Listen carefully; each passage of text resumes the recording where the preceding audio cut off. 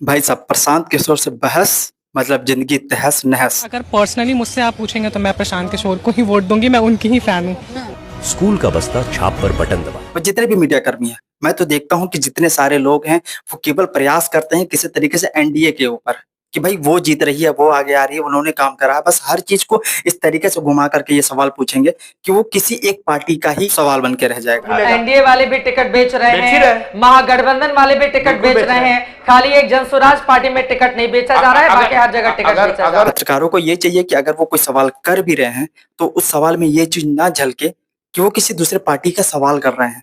ये किसी भी पार्टी का सवाल कर रहे हैं, किसी से कर रहे हैं, कोई अपनी बातें करे, पार्टी की भी बातें कर लो और थोड़ी सी जनता की भी बातें कर लो कि जनता ये कह रही है, जनता ये चाहती है। बट जनता की तो बात ही नहीं करनी ना इनसे। जनता तुमको चुन भी रही है ना, वो यहाँ के बिहार के डिप्टी सीएम है। चुनाव मान लीजिए उनकी पार्टी है, वो चेहरा है, उनकी पार्टी है, उनकी पार्टी जीत रही है। पिछले बार 74 सीटों पर जीत मिली थी। जनता ने सम्राट चौधरी को चुना है। मान लीजिए आप बताइए। नहीं, आप मेरी उनकी पार्टी को तो चुन रही है ना। और यही चीज को लेकर के जब प्रशांत किशोर को लपेट देते हैं तो इनको बुखार चढ़ जाता है।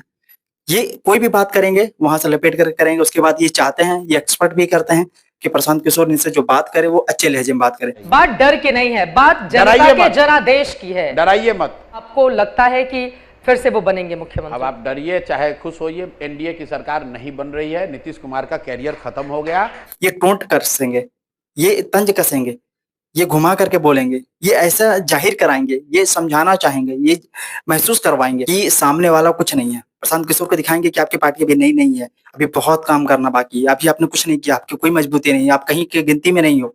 इस तरीके का फील कराएंगे और जब वो जवाब देंगे तो इनको बौखलाहट चढ़ जाएगी कि इस तरीके से आप नहीं बोल सकते। भाई इनको कुछ ना बोलो, ये दूसरे का जुमला लेकर के और आपको दे देंगे गिफ्ट में। बट इनका ये है कि प्रोपोगेंडा है कि भाई हम आपको जिस तरीके से बोलना चाहें बोल दें, बट आप मुझे बहुत अच्छे तरीके से बोलो, सम्मान बोलो। इनको पूरा पूरा इज्जत चाहिए। दूसरी चीज ये है कि प्रशांत किशोर की एक चीज ये भी है कि कोई भी बात ये बड़ी बेबाकी से कहते हैं। उनके अंदर जो चीजें है कि भाई मेरे मन में जो है वो मुंह पर भी है। उनकी जो पढ़ाई लिखाई है, उनका जो कैरियर है, उनका जो कैरेक्टर है, वो सब कुछ साफ है। वो कहते हैं अगर किसी के अंदर दम है तो एक चीजें निकाल के दिखाओ हमारी जिंदगी से कि हमने इतना का घोटाला किया, ये यहाँ पर हमने लूट मार हत्या या फिर जमीन लुटाई। ये लोग कह रहे हैं कि भाई राजद वाले की हम नौकरी देंगे। भाई नौकरी तो अब दे ही दोगे, मुझे भी पता, पहले भी नौकरियां बहुत मिलती थी, लेकिन उतना जमीन होगा तब ना नौकरियों कोई दे देगा। किसके पास जमीन है, किसके पास पैसा है? नौकरी देना ठीक है, बट आप किस आधार पर दोगे ये भी तो भी बता दो कि हाँ जो अच्छा खासा पढ़ा लिखा होगा, आरक्षण वारक्षण लेकर के या हटा करके जिस तरीके से भी देना है। अब बताओ तो एक बार किस तरीके से नौकरी देंगे? आप पैसे लेकर नौकरी दोगे या जमीन लेकर नौकरी दोगे? लैंड फॉर जॉब बहुत पहले चलता था, आप लोग जानते ही है। तो आप किस तरीके से नौकरी दोगे ये बता दो।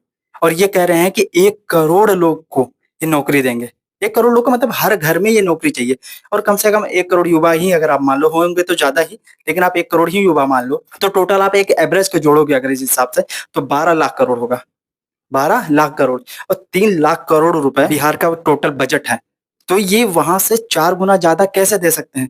और वो भी सिर्फ सैलरी, बाकी चीजों की खर्चा अलग, बाकी किसी का भत्ता जाता है, बाकी किसी के जो फंड जाते हैं वो चीजें अलग हो जाएगी। इनको केवल उतना तुम सैलरी देना, मतलब बोलना है तो कुछ भी बोल दो, ना तो कोई डाटा रखना है, ना तो कोई मतलब रखना है, ना तो कोई लॉजिक रखना है, ना तो सिर्फ ये है कि हाँ मन से कोई चीजें आ रही है, दिमाग में कोई चीज आ रही है कि ये चीज दे दें तो वो चीज दे दो। पहली बार वोट डाल रही है, क्या लगता है क्या सोच के डालेंगी वोट और किसको देखेंगे? इस बार तो मैं प्रशांत किशोर को देख रही हूँ कि उनका गवर्नमेंट आना चाहिए बिहार में, क्योंकि वो एक नई सोच के साथ आए हैं बिहार में, बिहार के युवा के लिए सोच रहे हैं। तो अभी तो मैं उनको ही देख रही हूँ, क्योंकि 10-15 साल में इन लोगों ने तो कुछ भी नहीं किया। अभी एज अ न्यू लीडर हम लोग प्रशांत किशोर को देख रहे हैं। तेजस्वी यादव जी को उनको क्यों नहीं? उनको क्यों नहीं? भाई 10वीं पास कर ले पहले। बोले थे कि 2500 रुपया महिला सम्मान योजना में भी देंगे, माई बहन योजना में भी देंगे।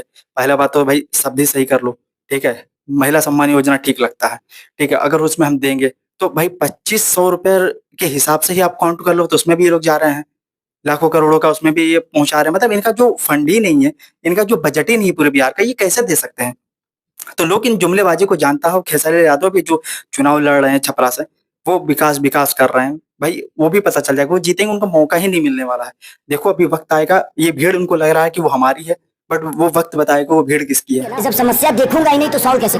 तो उस समस्या और उस कष्ट को देखने जा रहा हूँ कि कहाँ क्या प्रॉब्लम है, इसलिए मैं डोर टू डोर जा रहा हूँ। क्योंकि भीड़ पावर स्टार पवन सिंह में रही, वो तो जीते जीते चूक गए, लेकिन ये तो बहुत पीछे चले जाएंगे। मुझे नहीं लगता कि टॉप 3 में भी आएंगे, बट वो वक्त बताएगा क्या होगा क्या नहीं होगा। बाकी आपको क्या लगता है कमेंट बॉक्स में बताओ। जय हिंद।